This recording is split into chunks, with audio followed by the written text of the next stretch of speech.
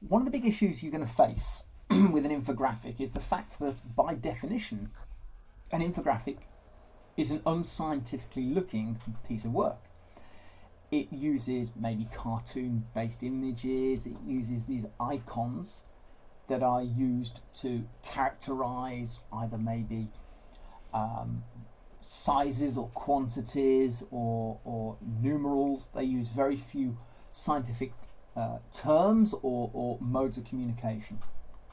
So the issue that you face is, particularly in the society we live in now, is how do you acknowledge the concept of disbelief? Most people are going to look at an infographic, and because it is non-scientific in its construct, are going to have that degree of disbelief about it. What is the veracity of the information that you're conveying? So how do we go about acknowledging disbelief? So let's see that in context, and then think about how we're going to achieve this. For example, we look at this infographic here. It's not very scientific in terms of its construct at all. We've just got these kind of icons of individuals. The same here. I mean, these classic icons, which are non-scientific, stand out very, very well.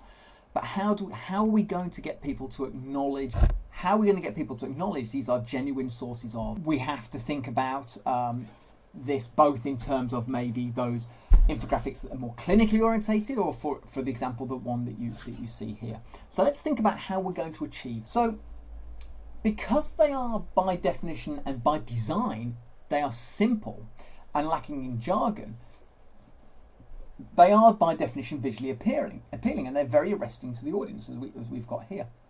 So you've got this issue that you've got to convince the audience that what you've provided in terms of the information is accurate, reliable, and importantly, it's from a reputable source or sources.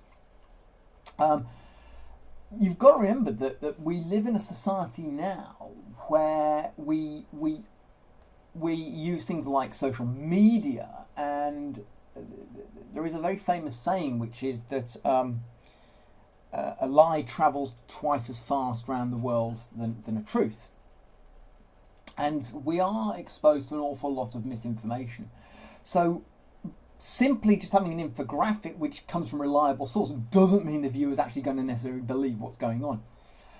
So what happens is people apply their own knowledge, and they will interpret the facts. We've seen this all the time. We've seen this with things like the global pandemic and all sorts of things. So people start to integrate their own personal anecdotes and experiences to the data, and they're always keen to question it. Well, that in many ways is very good.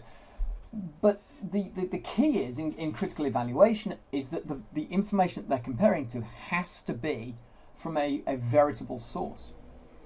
So what you have to have on your infographic is you have to have some kind of statement about how we know.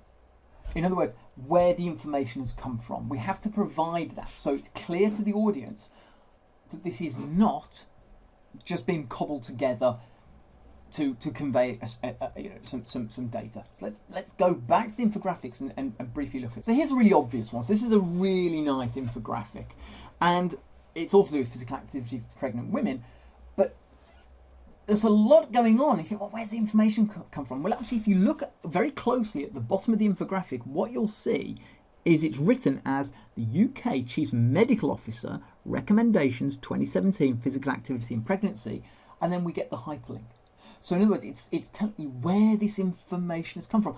And that is all we mean by kind of making sure that we acknowledge the disbelief. Where has that data set been provided from? Here, it's come from Public Health England. So this is a Public Health England infographic.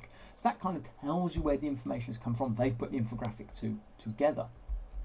In this example here, they give you the reference. So they give you the reference at the top, Sugaland et al., British Journal of Sports Medicine 2016.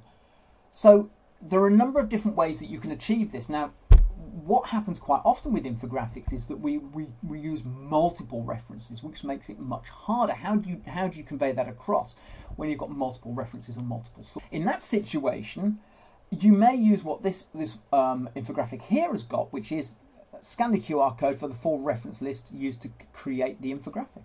So if the reader wants to engage with this, they can find out where the information has actually come from to be collated to produce the data set that is here.